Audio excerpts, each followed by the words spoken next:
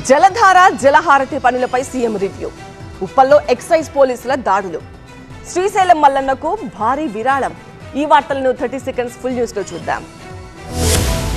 రాష్ట్రంలో నీటి వనరుల అభివృద్ధికి ప్రభుత్వం ప్రాధాన్యత ఇస్తోందని సీఎం చంద్రబాబు స్పష్టం చేశారు. జలధార జలహారతి పనులపై అమరావతిలో ఉన్నత స్థాయి సమీక్ష నిర్వహించిన ముఖ్యమంత్రి వర్షపు నీటిని పూర్తి స్థాయిలో నిల్వ చేసుకునేలా చెరువులు, కాల్వలు, కరకట్టలను బలోపేతం చేయాలని అధికారులను ఆయన ఆదేశించారు. ఉపాధి హామీ నిధులను సమర్థంగా వినియోగిస్తూ పనులను వేగవంతం చేయాలని సూచించారు. గొలుసుకట్టు చెరువుల పునరుద్ధరణకు అత్యధిక ప్రాధాన్యత ఇవ్వాలని అధికారులను ఆదేశించారు. వర్షాకాలాన్ని దృష్టిలో పెట్టుకుని వర్షపు నీరు వృధా కాకుండా నిల్వ చేసేలా అన్ని నీటి వనరులను సిద్ధం చేయాలని సూచించారు. ఉపాధి హామీ పథకం నిధులను పూర్తి స్థాయిలో వినియోగించుకునే జలధార జలహారతి పనులను చేపట్టాలన్నారు.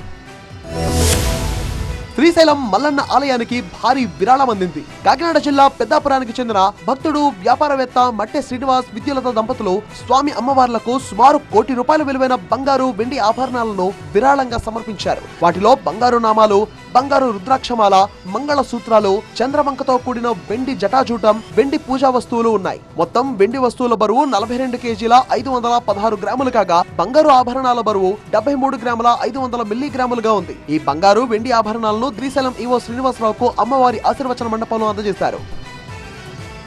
ఉప్పల్ ఎక్సైజ్ పోలీసులు నల్లచెరువు కట్ట బస్టాప్ ప్రాంతంలో దాడులు నిర్వహించారు. ఈ తనిఖీల్లో సుమారు 4 కిలోల 200 గ్రాముల ఎండిన గంజాయిని స్వాధీనం చేసుకున్నారు. ఓ వ్యక్తిని అరెస్ట్ చేశారు. నిందితుడు నారపల్లిలో ఫాస్ట్ ఫుడ్ సెంటర్ నిర్వహిస్తున్నట్టుగా అధికారులు గుర్తించారు. అతని నుంచి మొత్తం 1014 గంజాయి ప్యాకెట్లు, ఒక మొబైల్ ఫోన్ ను స్వాధీనం చేసుకున్నారు. విచారణలో నాగ్పూర్ నుంచి ఒక్కో గంజాయి ప్యాకెట్ ను ₹100 కొనుగోలు చేసి తన దగ్గరకు వచ్చే వినియోగదారులకు ₹300 విక్రయిస్తున్నట్టుగా నిందితుడు అంగీకరించినట్టుగా అధికారులు తెలిపారు. ఫాస్ట్ ఫుడ్ వ్యాపారంతో పాటు గంజాయి అమ్మకాల ద్వారా అదనపు ఆదాయం పొందుతున్నట్టుగా కూడా వెల్లడించినట్టుగా తెలిపారు. ఇదే నిందితుడు గతంలో కూడా ఎన్డీపీఎస్ కేసు నమోదై ఉన్నట్టుగా విచారణలో తేలింది.